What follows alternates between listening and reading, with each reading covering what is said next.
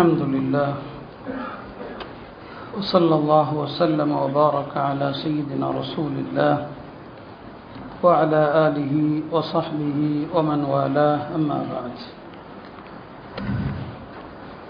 கருணையில் ரப்பே, குர்ஆனை நிறைவு செய்த இந்த நேரத்தில் வெற்றியாளர்கள் கூட்டத்திலே எங்களை சேர்த்தருள்வாயாக. குர்ஆனுடைய பொருட்டால் இந்த மஜ்லிஸை பாவங்கள் மன்னிக்கப்பெற்ற மஜ்லிஸாக ஆக்குவாயாக. குர்ஆனுடைய பொருட்டால் எங்களுடைய ரமதானுடைய நோன்புகளை கபூல் செய்வாயாக. எங்களுடைய இரவு கால அமல்களை கபூல் செய்வாயாக. குர்ஆனுடைய பொருட்டால் ரமதானை உன்னுடைய பொருத்தத்தோடும் நரக விடுதலையோடும் முடிவுறச் செய்வாயாக. குர்ஆனுடைய பொருட்டால் வாழ்க்கையில் இன்னும் பல ரமதானை உடல் ஆரோக்கியத்தோடும் எல்லா ஆஃபியத்தோடும் அடைய செய்வாயாக. அதிலே பல நல்லறங்கள் செய்கிற வாய்ப்பினை தருவாயாக. எங்களுடைய வாழ்க்கையின் இறுதி ரமதானாக இதை ஆக்கிவிடாமல் பாதுகாப்பாயாக. இன்னும் பல ரமதான்களை அடைந்து நல்லறங்கள் செய்கிற தௌஃபீக்கை தருவாயாக. எங்கள் ஒவ்வொரு குடும்பத்திலும் குர்ஆனை மரணம் செய்த ஹாஃபிதுகளை ஏற்படுத்துவாயாக. குர்ஆனை எங்களுக்கும் எங்கள் சந்ததிகளுக்கும் இலகுவாக்குவாயாக. காலமெல்லாம் குர்ஆனோடு தொடர்புடைய மக்களாக ஆக்குவாயாக.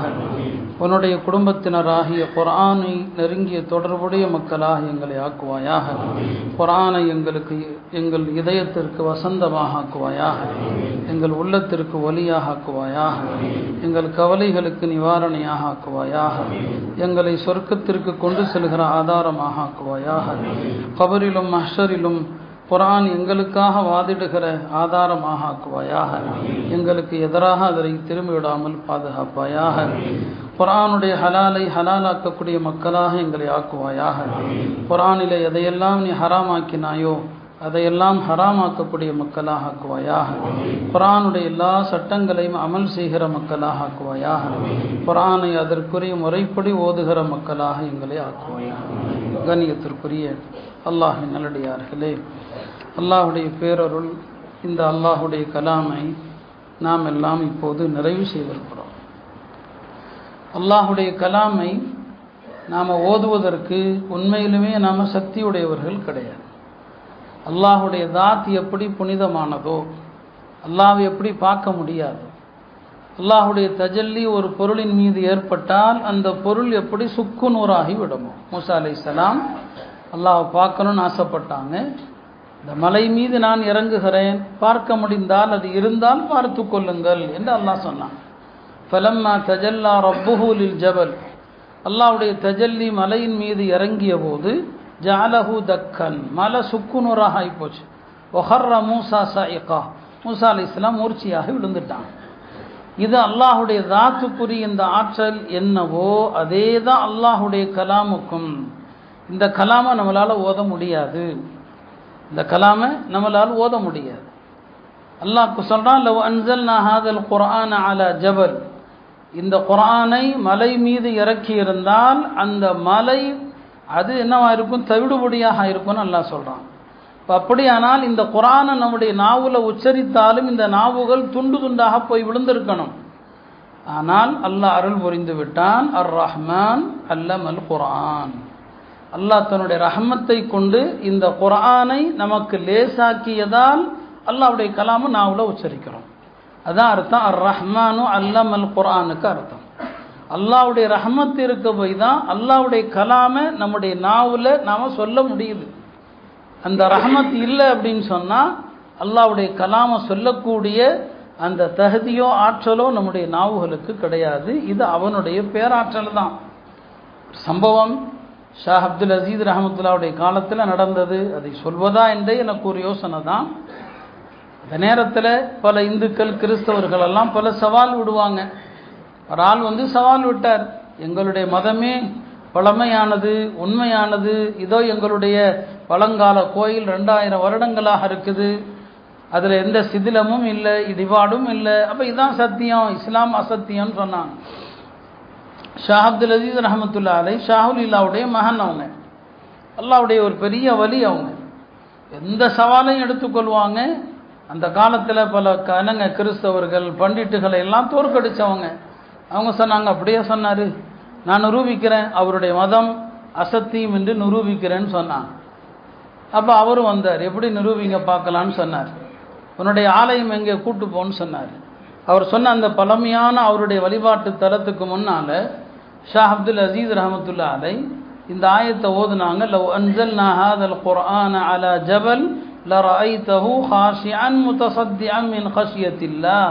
இந்த ஆயத்தை ஓதுனாங்க. அந்த ஆலயம் அப்படியே இடிந்து தவிடுபடியாக ஆயிடுச்சு. எல்லாம் சொன்னாங்க, என்னங்க எப்படி இப்படி ஆயிடுச்சுன்னு சொல்லி. இப்போ சொன்னாங்க, மலையின் மீது இறக்கினால் மலையே தவிடுபடியாகும் போது இந்த அசத்திய கட்டடங்கள் ஏன் தவிடுபடியாகாது?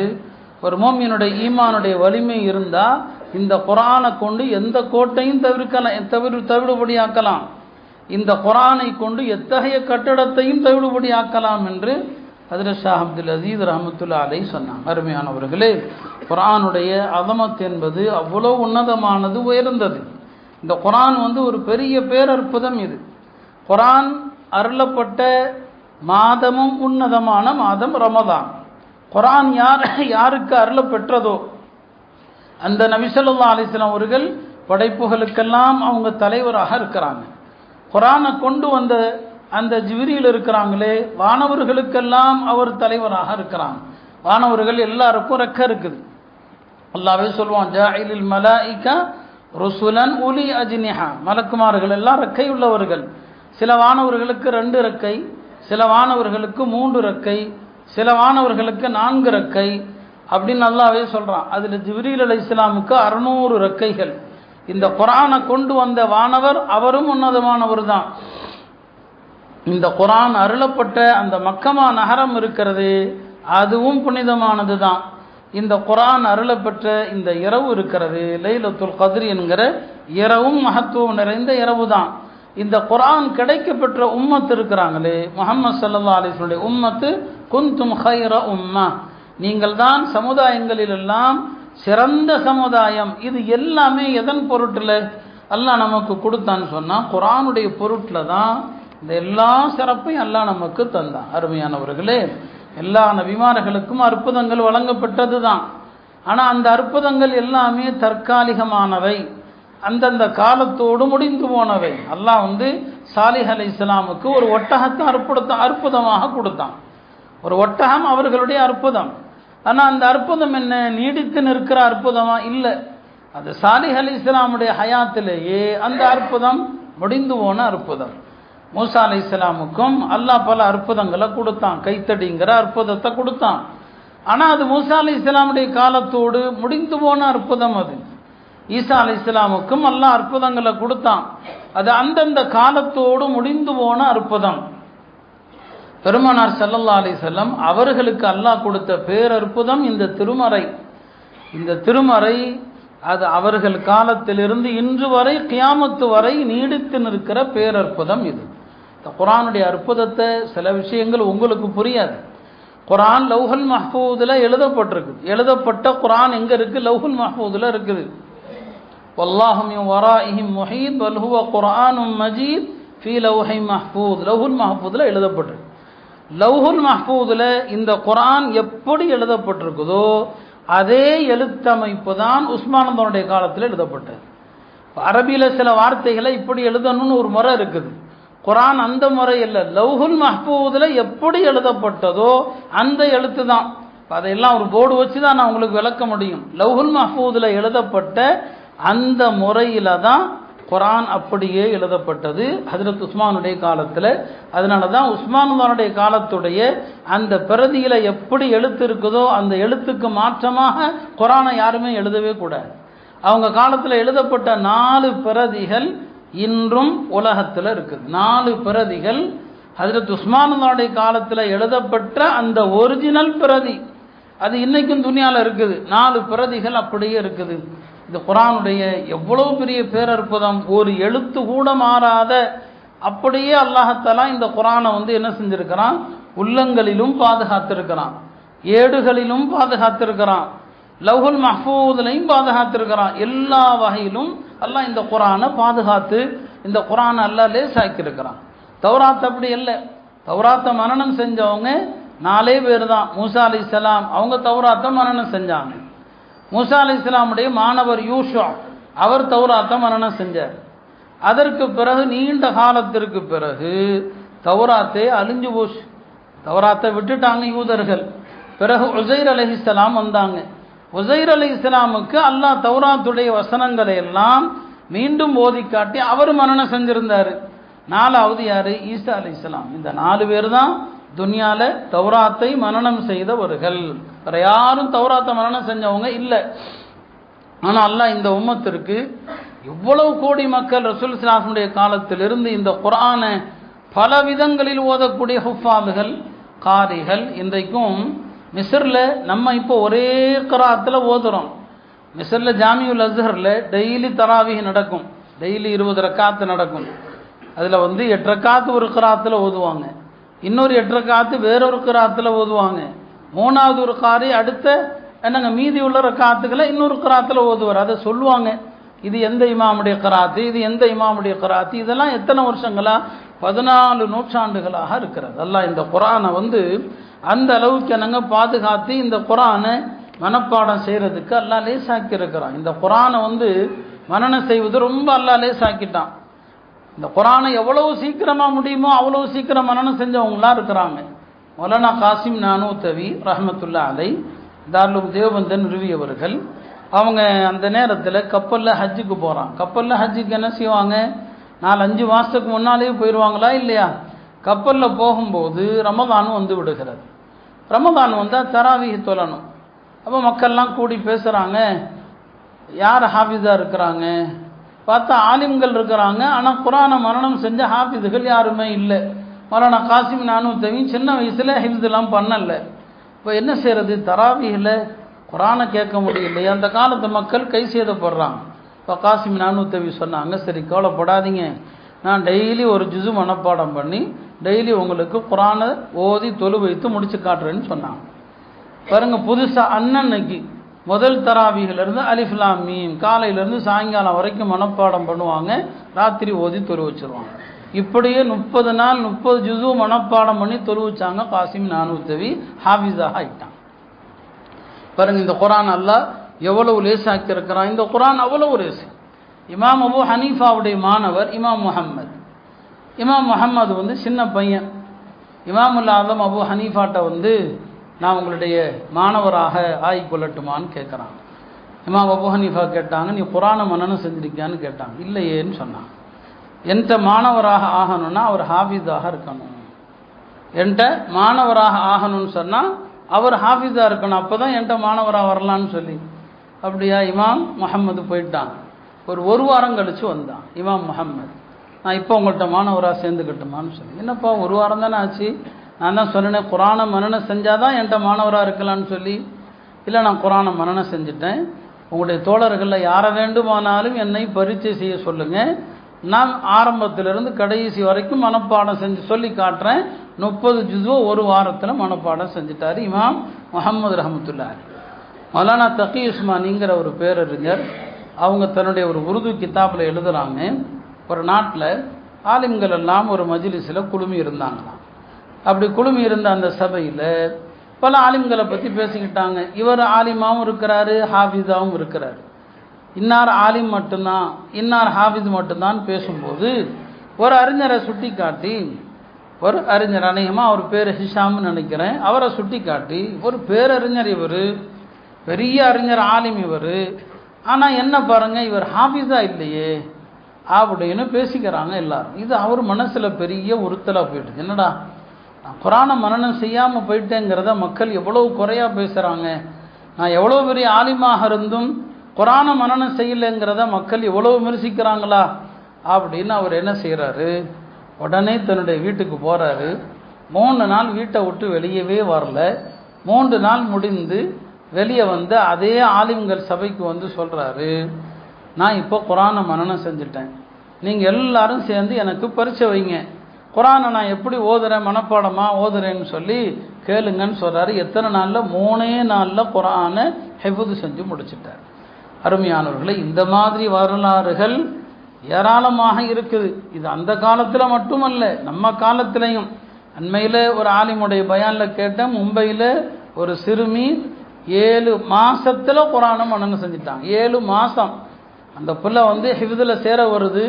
அந்த மதரசாவுடைய சட்டப்படி ஹிஃபுதில் சேர்க்கக்கூடிய வயது இல்லைம்மா, நீ ஆலிமியல் கோர்ஸில் சேர்ந்துக்கங்கிறாங்க, ஆலிமியத்தில் சேர்ந்துக்கன்னு சொல்லி. இல்லை நான் குரானை மனப்பாடம் செஞ்சு தான் தீர்வேன், என்ன ஹிஃப்ஸு பிரிவில் தான் நீங்கள் சேர்க்கணும்னு அந்த புள்ள அடம் பிடிக்குது. சரி, மதரசாவுடைய முதல் வரும் அந்த ஒரு பிள்ளையினுடைய ஆர்வம் குரானை மனனம் செய்வதில் இருக்கிற அந்த தீவிர ஆர்வத்தை பார்த்து சட்டத்தை கொஞ்சம் தளர்த்தி, சரி விடுங்க அந்த பிள்ளை ஹிஃப்ஸில் சேருங்க. அந்த பொண்ணு 7 மாதத்தில் குரானை மனனம் செய்து முடித்தது. இதெல்லாம் குரானுடைய பேரற்புதம். இது குரானை தவிர இந்த உலகத்தில் வேறு எந்த வேதமும் இந்த ஆற்றல் நாங்கள் கிடையாது. நீங்கள் துனியா முழுக்க எத்தனை குரான் முடிக்கப்பட்டிருக்கும் யோசிச்சு பாருங்கள். நாங்கள் கணக்கு வழக்கு இல்லை, துனியாவில் எந்த வேதமாவது இருக்குதா? இன்னைக்கு எல்லா மதத்தினரும் அவர் வேதத்தை பற்றி பேசுகிறாங்க எல்லாருமே. ஆனால் எங்கே இந்த மாதிரி ஒரே நேரத்தில் தராவீகில் 20 ரக்காத்தில் நீங்கள் துனியா முழுக்க எத்தனை மஸ்ஜிதுகளில் குரான் முடிக்கப்பட்டிருக்கும் யோசிச்சு பாருங்க. இதைத்தான் நபி ஸல்லல்லாஹு அலைஹி வஸல்லம் அவங்க சொன்னாங்க, இந்த குரான் எனக்கு வழங்கப்பட்ட பேரற்புதம் என்பதாக சொன்னாங்க. அருமையானவர்களே, இந்த உலகத்தினுடைய உயிராக இருப்பது 2 தான். 2 இருக்கிற வரைக்கும் தான் இந்த உலகம் இருக்கும். அந்த 2 அழிஞ்சா இந்த உலகமே அழிஞ்சு போயிடும். அந்த 2 என்ன? ஒன்று மக்காவில் இருக்கிற புனித காபா, இன்னொன்று திருமறை குர்ஆன். இந்த 2ஐ இந்த உலகத்துக்கே அல்லாஹ் உயிர் மாறி ஆக்கியிருக்கிறான். காபாவை பற்றி அல்லாஹ் சொல்வான், ஜஅலல்லாஹுல் காபத்தல் பைத்தல் ஹராம் கியாமல் லின்னாஸ். இந்த மக்காவில் இருக்கிற புனித காபாவை மனிதர்களுக்கு அடிப்படை ஆதாரமாக ஆக்கியிருக்கிறேங்கிறான். கியாமத்துக்கு முன்னால காபா இடிக்கப்படும். அல்லாஹ் பாதுகாக்கட்டும். காபா இடிக்கப்படும் கியாமத்துக்கு முன்னால. காபா இடிக்கப்பட்டதும் அடுத்து என்ன நடக்கும்னு சொன்னா, குரான் பூரா உயர்த்தப்பட்டு விடும். இது ஹதீஸ். இது குரான் உயர்த்தப்பட்டுரும். உயர்த்தப்பட்டுனா என்ன அர்த்தம்? மக்கள் குரானுடைய பிரதிகளை எடுத்து பார்ப்பாங்க. பேப்பர் இருக்கும், குரான்ல ஆயத்துகள் எதுவும் இருக்காது, எல்லாம் அழிஞ்சு போயிடும். குரானை மனப்பாடமா ஓதலான்னு எல்லாரும் ஓத பார்ப்பாங்க, யாருடைய உள்ளத்திலும் ஒரு ஆயத்து கூட இருக்காது. இந்த நிலை வந்த பிறகு உலகம் அழிஞ்சு. அப்ப அதான் சொன்னாங்க, உலகத்துக்கு உயிர் 2 தான். ஒன்று காபா, இன்னொன்று இந்த திருமறை. இந்த 2ம் அழிந்தால் உலகமும் அழிஞ்சு போயிடும். அப்ப காபா இடிக்கப்பட்டதுமே குரான் உயர்த்தப்பட்டுடும், உள்ளங்களிலிருந்தும் உயர்த்தப்பட்டுடும். யாருடைய உள்ளத்திலும் குரானுடைய ஒரு வசனம் கூட பிஸ்மில்லாஹிர் ரஹ்மானிர் ரஹீம் என்று கூட ஓத முடியாது. இந்த 2 நடக்கும் போது உலகம் அழிஞ்சிடும் சொன்னாங்க. அப்படியானா குரான் தானே உயிர். இந்த உலகத்திற்கு குரான் தான் என்னங்க உயிராக இருக்கிறது. அருமையானவர்களே, இந்த குரானை கொண்டு தான் உலகத்தில் சிறந்த மனுஷன் யாருன்னு சொன்னா ரசூல் ஸல்லல்லாஹு அலைஹி வஸல்லம் சொல்லுவாங்க, ഖൈറുக்கும் மன் தஅல்லமல் குர்ஆன வ அல்லம. உங்களில் சிறந்தவர்கள் யாரு? யார் குர்ஆனை கற்று யார் குர்ஆனை பிறருக்கு கற்றுக் கொடுக்கிறாரோ அவர் தான் உங்களில் சிறந்தவர். நீங்க குர்ஆனோடு எவ்வளவு தொடர்பு வச்சிருக்கீங்களோ அந்த அளவுக்கு தான் உங்களுக்கும் அல்லாஹ்வுக்குமான தொடர்பு எப்படின்னு முடிவு பண்ணிக்கலாம். ஒரு அடியான் அல்லாஹ்வுக்கும் எனக்குமான தொடர்பு எவ்வளவு நெருக்கம், இதை நீங்க தெரியணும்னு சொன்னா எந்த அளவுக்கு நீங்க குர்ஆனுடைய தொடர்புல இருக்கிறீங்களோ அல்லாஹ்வுக்கு நெருக்கமாக இருக்கிறீங்கன்னு அர்த்தம். எந்த அளவுக்கு குர்ஆன் ஓதாம மாதக்கணக்கில் வருஷக்கணக்கில் குர்ஆனை பார்க்கல, குர்ஆனை தொடாம இருக்கிறீங்களோ அந்த அளவுக்கு நீங்க அல்லாஹ் விட்டும் தூரமாக இருக்கிறீங்கன்னு அர்த்தம். குர்ஆன் தான் அல்லாஹ்வுக்கும் மனிதனுக்கும் இடையிலான தொடர்பை நிரூபிக்கும். அருமையானவர்களே, இந்த குர்ஆன் இருக்கு இல்லையா, அல்லாஹ் திருமறையில் சொல்வது போல வஹாதா கிதாபுன் அன்ஸல்னாஹு முபாரக். இந்த குர்ஆனை நாம் இறக்கி இருக்கிறோமே முழுக்க முழுக்க வளம் நிறைந்தது. இந்த குர்ஆனை தொட்டால் அதற்கும் சவாப் இருக்குது, இந்த குர்ஆனை திறந்து பார்த்தால் அதற்கும் சவாப் இருக்குது, இந்த குர்ஆனை நீங்கள் முத்தமிட்டால் அதற்கும் சவாப் இருக்குது. அபூஜஹலுடைய மகன் இக்ரிமா அவர்கள் இஸ்லாத்துக்கு வந்த பிறகு அல்லாஹ் அவருடைய உள்ளத்துல குர்ஆனுடைய கண்ணியத்தை அவருடைய உள்ளத்துல எந்த அளவுக்கு வச்சிருந்தான், அவர் அடிக்கடி குர்ஆனை எடுத்து என்ன செய்வார்னா தலையில வச்சுக்குவாராம். யார்? அபூஜஹலுடைய மகன் இக்ரிமா குர்ஆனை தலையில வைத்துக் கொள்வாரு, குர்ஆனை முத்தமிடுவார், சொல்வார் ஹாதா கலாமு ரப்பி, இது என்னுடைய ரப்புடைய வார்த்தைகள், இது என்னுடைய ரப்புடைய வார்த்தைகள் என்று அபூஜஹலுடைய மகன் இக்ரிமா சொல்வார் என்று வரலாற்றில் நாம பார்க்கிறோம். எனவே அருமையானவர்களே, அல்லாஹ் ஜல்ல சுப்ஹானஹு வ தஆலா இந்த குர்ஆனை கொண்டு தான் இந்த உம்மத்திற்கு எல்லா வகையிலையும் சிறப்பை வச்சிருக்கிறான். இந்த குர்ஆனை அழிக்க முடியாது, எதை கொண்டு என்னங்க அழிச்சிட முடியாது. ரஷ்யா இன்னைக்கு நாம கேள்விப்படுறோமே, ரஷ்யாங்கிறது அதனுடைய ஒரு 100 வருஷத்துக்கு முன்னால் உள்ள வரலாறு பாருங்க. அங்க ஒரு 80 வருஷம் இரும்புத்திரை ஆட்சி நடந்தது, கம்யூனிஸ்ட் ஆட்சி, இரும்புத்திரை ஆட்சி. அப்போ மதத்திற்கு அனுமதி இல்லை, குறிப்பாக இஸ்லாத்துக்கு அனுமதி இல்லை. ஏன்னா அந்த ரஷ்யாவை சுற்றி உள்ள ஊர்களில் தான் எல்லா மார்க்க அறிஞர்கள், ஹதீஸ் கலை அறிஞர்கள் எல்லாம் அங்கே தான் பிறந்தாங்க. இன்னைக்கு ஹதீஸுடைய 6 நூல்கள்னு சொல்கிறீங்க இல்லையா, புகாரி, முஸ்லிம், திருமிதி, அபுதாவூத், இவங்கெல்லாம் எங்கே பிறந்தவங்க? புகாரா ரஷ்யாவில் தான் இருக்குது. இமாம் திருமிதி பிறந்த அந்த திருமிதிங்கிற ஊர் அங்கே தான் இருக்குது. எல்லாம் இன்னைக்கு அந்த ரஷ்யா உடஞ்சி பல மாகாணங்களாக ஆகிப்போச்சு, அது வேற. இவங்க இந்த முஹத்திஸீன்கள் எல்லாருடைய மன்னரைகளும் எங்கே இருக்குது? இந்த ஒன்றிணைந்த ரஷ்யாவில் தான் இருந்துச்சு. அப்படிப்பட்ட அந்த நாட்டில் கம்யூனிச ஆட்சி வந்த நேரத்தில் அரபி மொழி கூட இருக்கக்கூடாது, அல்லாங்கிற வார்த்தை கூட இருக்கக்கூடாது. முஸ்லிம்கள் பேர் வைக்கிறது அந்த நாட்டு மொழியில் வைக்கலாம், அரபி மொழியில் வைக்கக்கூடாது. அல்லாஹ் இருக்கக்கூடாது, குரான் இருக்கக்கூடாது. 80 வருஷம் நாம் இந்த 10 வருஷமே தில்லாடிட்டு இருக்கிறோம் இல்லையா? 10 வருஷம் இப்போ அடுத்த 3ஆவது தடவை ஆட்சி செஞ்சுட்டு இருக்கிறாங்க. இந்த ஆட்சியிலே நாம் இவ்வளவு, ஆனால் அங்கே சந்தித்த இன்னல்கள்லாம் அல்லாஹ் பாதுகாக்கணும். அந்த மாதிரி நெருக்கடி யாருக்கும் வரவும் வேண்டாம். 80 வருஷ காலம் அவ்வளவு பெரிய இரும்பு திரை ஆட்சி ரஷ்யாவில் நடந்துச்சு. அவன் என்ன நினைச்சான்? குரானை ஒழிச்சிட்டோம், குரானை அழிச்சிட்டோம்னு நினைச்சான். 80 வருஷம் இரும்பு திரை ஆட்சி உடையுது ரஷ்யாவில். 90களில் ரஷ்யாவுடைய அந்த ஒருங்கிணைந்த சோவியத் யூனியன்கிறது உடையுது. உடஞ்சி இன்னைக்கு இருக்கிற பல கேள்விப்படுறோமா இல்லையா, பல நாடுகள், துர்க்மானிஸ்தான், தஜிகிஸ்தான் என்று பல பல இஸ்லாமிய நாடுகள் உருவாகுது. அந்த உடைஞ்ச நேரத்தில் அப்போ அங்கிருந்து பல உலமாக்கள் இந்தியாவுக்கும் வர்றாங்க. ஏன்னா மதரசாக்கள் கிடையாது, புதுசாக மதரசாவும் நிறுவனம். தேவபந்துக்கு வர்றாங்க, டெல்லி நிசாமுத்தீனுக்கு வர்றாங்க. உலமாக்களை பார்த்து அடுத்து நாங்கள் எப்படி என்ன செய்யணும் என்று ஆலோசிக்கிறதுக்கு வர்றாங்க. அந்த நேரத்தில் இங்கே இருக்கிற நம்முடைய உலமாக்கள் பெரியார்கள் கேட்டாங்க, 80 வருஷம் மதரசா இல்லை, மக்தப் இல்லை, ஒன்றுமே இல்லை. இப்போ உங்களில் குரானை ஓத தெரிஞ்சவங்க யாராவது இருக்காங்களான்னு கேட்டாங்க. குரானை ஓத தெரிஞ்சவங்க இருக்கிறாங்களான்னு கேட்டாங்க. அவங்க சொன்ன பதிலில் இந்திய உலமாக்கள் ஆடி போயிட்டாங்க. இவங்க நினைச்சது குரானே உங்களுக்கு ஓத தெரியாது, அலிப்பா கூட தெரியாது. ஏன்னா 80 வருஷம் தான் எல்லாமே தடையாச்சு. என்ன பதில் சொன்னாங்க தெரியுமா? எங்களுடைய ஒவ்வொரு ஊர்லையும் 300 ஹாஃபிதுகள் இருக்கிறாங்கன்னு சொன்னாங்க. இவங்க கேட்டது குரானை ஓத தெரிஞ்ச ஆளுங்க இருக்கிறாங்கன்னு கேட்டாங்க. அவங்க சொன்னாங்க ஓத தெரிந்தவர்கள் அல்ல, குரானை மனனம் செய்த ஹாஃபிதுகள் ஒவ்வொரு ஊர்லையும் 300 பேர் இருக்காங்கன்னு சொன்னாங்க. இப்போ நம்ம உலமாக்கள் ஆடி போயிட்டாங்க. எப்படிங்க நடந்துச்சு? எப்படி அந்த அரசாங்கத்தினுடைய பார்வையில் நீங்கள் எப்படி மறைச்சிட்டு எப்படி செஞ்சீங்க? அப்போ அதை பற்றி நான் ஏற்கனவே கூட உங்களுக்கு சொல்லியிருக்கிறேன். மௌலானா துல்ஃபிகார் நக்ஷபந்தி ரஹ்மத்துல்லா அலை அவங்க ரஷ்யாவுடைய பயண அனுபவத்தில் அதையெல்லாம் சொல்லியிருப்பாங்க. இது வரலாற்று ஆவணம், உண்மை இது. அப்போ அவங்க எப்படி அந்த குழந்தைகளுக்கு அரபியை சொல்லி கொடுத்தாங்க? அங்கே ஷேகுல் ஹதீஸா இருப்பார், புகாரி பாடம் நடத்துவார், ஆனால் தாடியை சரைச்சு தான் இருப்பார். ஏன்னா தாடி வைக்க முடியாது அந்த நாட்டில், அதான் வேற வழி கிடையாது. அவர் பார்த்தா ஒரு தாடி இல்லாத ஒரு சாமானிய ஆள் மாதிரி இருப்பார். பார்த்தா அவர் பெரிய ஷேகுல் ஹதீஸா இருப்பார். குரான் சொல்லி கொடுக்குறாங்க, ஹதீஸை சொல்லி கொடுக்குறாங்க. மண்ணறைகளுக்குள், ரகசிய அறைகளுக்குள் புதைகுழியை தோண்டி தோண்டி சில நாட்களுக்கான உணவையும் கொடுத்து அந்த பிள்ளைங்க அந்த அறையை விட்டு வெளியே வராமல் மனப்பாடம் பண்ணுவாங்க. இப்படி 80 வருஷம் அங்கே இருந்த அந்த நெருக்கடியில் அந்த மக்கள் குரானை விடலை. இது குரானுடைய அற்புதம் இது.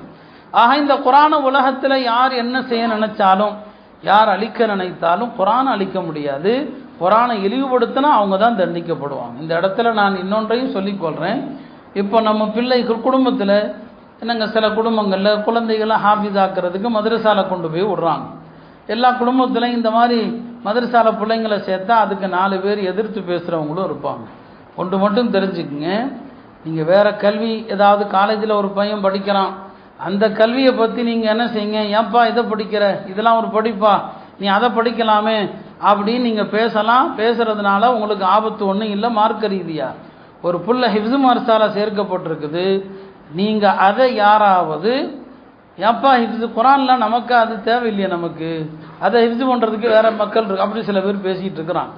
குரான் நம்ம இதுக்கு அது நம்ம இப்போ பணக்கார குடும்பங்களை யாரையாவது ஹிஃப்ஸுக்கு சேர்த்துட்டா எப்போ நீ மர்சால கொண்டு போய் விட்ட, நம்ம குடும்பத்துக்கு அதெல்லாம் தேவையில்லையே.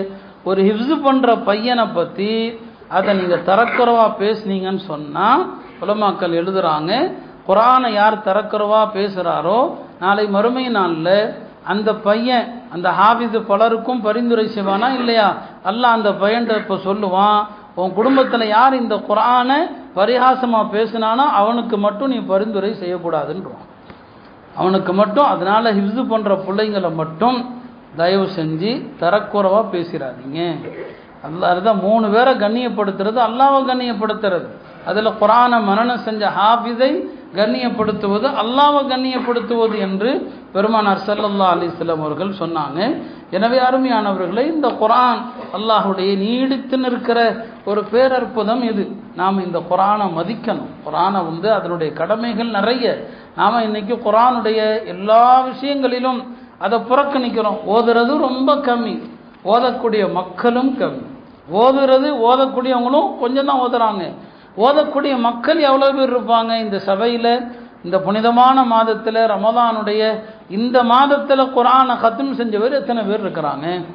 நாம் குர்ஆனை ஒட்டி எவ்வளவு தூரமாக இருக்கிறோங்கிறதுக்கு இந்த மஜ்லிஸில் எத்தனை பேர் குர்ஆனை முடிச்சிருப்போம்? நம்முடைய கால நேரங்களை எவ்வளவு வீணாக்கி இருக்கிறோம். எவ்வளோ பெரிய கைசியத்தை. ரமதான் முடிய போகுது இல்லையா? இன்னும் 3 நாளில் ஒரு குர்ஆன் முடிக்கலாம். 10 ஜுது ஓதுனா கூட 3 நோன்புகள் இருக்கிறது. 3 நாளில் ஒரு குர்ஆன் முடிக்கலாம். அல்லாஹ் தௌஃபீக் செய்யட்டும். எனவே அருமையானவர்களே, குழப்பமான காலத்தில் தீர்வு என்ன? நபிஸல்லல்லாஹு சொன்னாங்க, குழப்பங்கள் வரும். ஹஜ்ரத் அலி கேட்டாங்க, யா ரசூலல்லாஹ், அப்போ என்ன தீர்வு? இந்த குர்ஆன் தான் தீர்வுன்னு சொன்னாங்க. இந்த குர்ஆனை எடுத்துக்கங்க, ஹபுலுல்லாஹில் மதீன், இது அல்லாஹ்வுடைய பலமான கயிறுன்னு சொன்னாங்க. குர்ஆனை பற்றி அவனே அறிமுகம் செய்வான். இன்ன ஹாதல் குர்ஆன் யஹ்தி லில்லதி ஹிய அக்வம், இந்த குர்ஆன் சரியான பாதையை காட்டும்னு சொன்னாங்க. உலமாக்கள் இந்த ஆயத்துடைய விளக்கத்தில் எழுதுறாங்க, குர்ஆன் சரியான பாதையை காட்டும்னா என்ன அர்த்தம்? குர்ஆன் நோயையும் சொல்லும், நோய்க்கான ஷிஃபாவையும் சொல்லும், பிரச்சனையையும் சொல்லும், பிரச்சனைக்கான தீர்வையும் சொல்லும். ஒரு நல்ல மருத்துவன் யாரு? தன்னிடம் வரக்கூடிய ஒரு நோயாளியினுடைய நோயையும் கண்டுபிடிக்கணும், பிறகு நோய்க்கான மருந்தையும் சொல்லணும். அவன் தான் நல்ல மருத்துவன். குர்ஆன் நோயையும் சொல்லும், நோய்க்கான மருந்தையும் சொல்லும், பிரச்சனைகளையும் சொல்லும், பிரச்சனைகளுக்கான மருந்தையும் இந்த குர்ஆன் சொல்லும். அருமையானவர்களே, அந்த குர்ஆனில் அல்லாஹ் சொல்லி இருக்கிற குடும்பவியலாக இருக்கட்டும், வணக்கங்களாக இருக்கட்டும், எல்லாவற்றையும் நாம் பின்பற்றணும். குர்ஆனுக்கு எவ்வளோ விதவிதமான தஃசீர்கள், குர்ஆனுடைய தஃசீர் இருக்கு இல்லையா? உலகத்தில் விதவிதமான விரிவுரைகள் குர்ஆனுக்கு என்ன செஞ்சாங்க? எழுதினாங்க. ஒவ்வொரு விரிவுரையினுடைய சிறப்பம்சங்கள் ஒவ்வொரு விதமாக இருக்குது.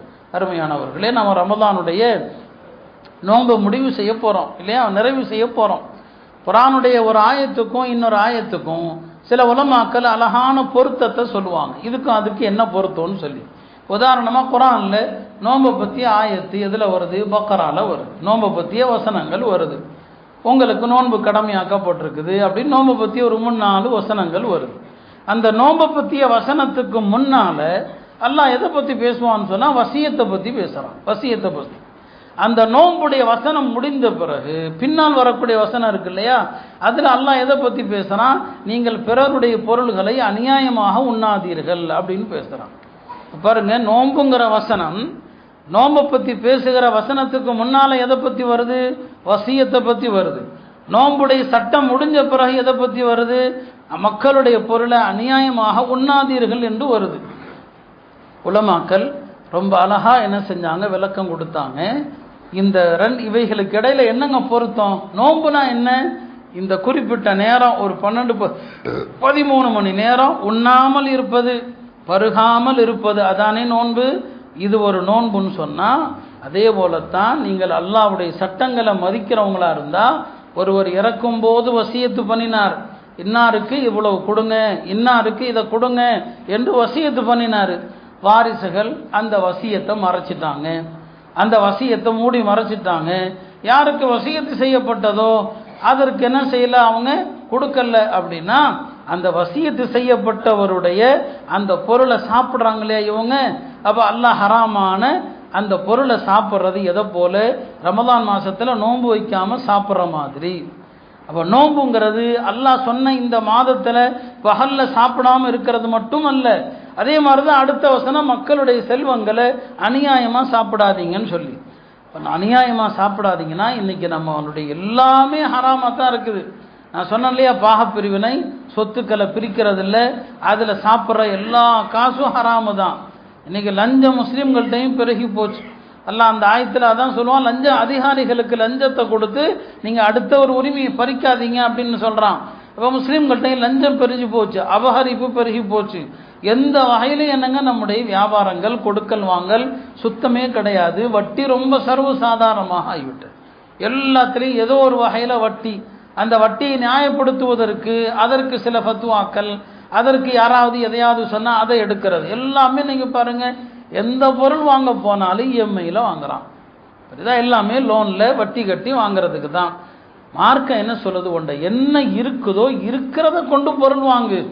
அப்போ எல்லாமே என்னங்க, இந்த வட்டிங்கிறதுல கிரெடிட் கார்டை வச்சிருக்கிறான், எல்லா பொருள் ஆசைப்படுற பொருளை பூரா வாங்குறான், அதை வட்டிக்கு என்ன செய்கிறான், கையெழுத்து போட்டு அதை சம்மதிக்கிறான். வட்டி சார்ந்த எந்த நடவடிக்கையையும் நாம் நியாயப்படுத்தவே முடியாது, நியாயப்படுத்தவும் கூடாது. அப்போ நோன்புங்கிறது அல்லாஹ் ஹராம், அல்லாஹ் அனுமதித்த அந்த உணவுகளை சில காலங்கள் சில நேரங்கள் சாப்பிடாமல் இருக்கிறோம். வாழ்க்கை பூரா நோன்பு இருக்குது. ஹராம் என்னென்ன அல்லாஹ் தடுத்தானோ அதையெல்லாம் நம்ம விட்டு விலகி இருக்கிறதா வாழ்நாள் முழுவதும் கடைபிடிக்கிற நோன்பு என்பதாக உலமாக்கள் இவைகளுக்கு மத்தியில் நமக்கு என்ன செஞ்சாங்க, விளக்கம் கொடுத்தாங்க. எனவே ரமதான்ங்கிறது நமக்கு பயிற்சி. என்ன பயிற்சி? வாழ்க்கை முழுவதும் ஹராம செய்யாமல் இருப்பதற்கான பயிற்சி தான் ரமதான். அந்த ஹராமிலிருந்து தூரமாகிற பயிற்சியை இந்த ரமதான் நமக்கு கொடுக்கலன்னு சொன்னால் அப்போ ரமதான் பயனற்றதாக ஆகி விடுகிறது. எனவே அருமையானவர்களே, ரமதான் முடிக்கக்கூடிய நேரத்தில் வாழ்க்கையில் நாம் குரானை கடைபிடிக்கணும். உம்மத்து குரானை விட்டும் தூரமாக இருக்கிறதுனால தான் சதாவும் பிரச்சனை, எல்லா வகையிலையும் பிரச்சனை. ஷேகுல் ஹிந்த் மஹமூத் ஹசன் ரஹமத்துல்லா அலை அவங்க மால்டா சிறையிலிருந்து வந்தபோது சொன்னாங்க, நான் சிறையில் இருந்த காலத்தில் ரொம்ப யோசித்தேன், இந்த உம்மத்துக்கு ஏன் இவ்வளவு பிரச்சனை என்று யோசித்த போது என் மனதில் உதித்தது அதுதான். இந்த உம்மத்து குரானை விட்டும் தூரமாக இருக்குது. எப்போ குரானுக்கு நெருக்கமாக வருவாங்களோ அப்போ தான் இந்த உம்மத்துக்கு தீர்வு என்று நான் முடிவு செஞ்சேன்னு சொல்லி, அதற்கு பிறகு அவங்க ஹதீஸ் கலையினுடைய ஆசிரியராக இருந்தாங்க. அதுக்கு பிறகு தான் அவங்க குரானுடைய மொழிபெயர்ப்பை உருதுல எழுதினாங்க. அந்த காலத்தில் மொழிபெயர்ப்புகள் அதிகம் இல்லாத காலகட்டம். உருதுல எழுதப்பட்ட குரானுடைய மிகச்சிறந்த 4 மொழிபெயர்ப்புகளில் ஷேகுல் ஹிந்த் ரஹமத்துல்லாவுடைய மொழிபெயர்ப்பும் ஒன்று. அப்போ மக்களை குரானை கொண்டு நெருக்கமாக்குனாங்க. ரமதான் காலங்களில் தராவியில் தனியாக குரானை முடிப்பாங்க, தஹஜுதில் தனியாக முடிப்பாங்க. மக்களுக்கு குரானை சொல்லிக்கிட்டே இருந்தாங்க. அவங்களுடைய எஞ்சிய காலம் முழுக்க எல்லா பெரியார்களும் இதைத்தான் சொன்னாங்க, இந்த உம்மத்து குரானை விட்டும் தூரமாக இருப்பது தான் இந்த உம்மத்துடைய பிரச்சனை. அதனால் இன்றைக்கி சர்வதேச அளவுலையும் பாருங்கள், உம்மத்து எவ்வளோ பெரிய சோதனைகளில் சிக்கல்களில் இருக்குது. இப்போ குரானை நாம கைவிட்டதனுடைய விளைவு தான். எனவே ரமதானில் தராவிகளை குரானை கேட்டோம், அதுக்கும் பலன் இருக்குது. குரானை சும்மா ஓதுறது கேட்கறது எல்லாமே பலன் இருக்குதான். ஒரு முழுமையான பலன் என்று ஒன்று இருக்குதா இல்லையா?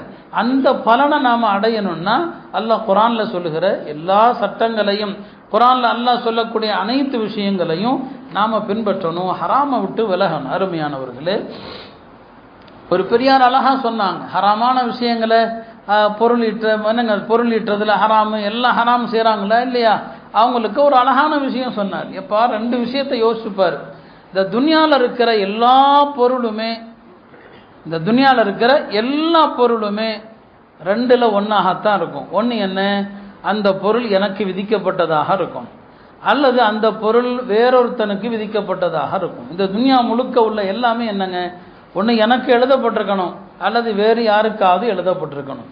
எனக்கு எழுதப்பட்டு இருந்தால் நான் என்ன முயற்சி செஞ்சாலும் அது எப்போது அல்லாஹ் எனக்கு கிடைக்கணும்னு நினைக்கிறானோ அப்போ தான் கிடைக்கும், அது எனக்கு கிடைக்காம போகாது.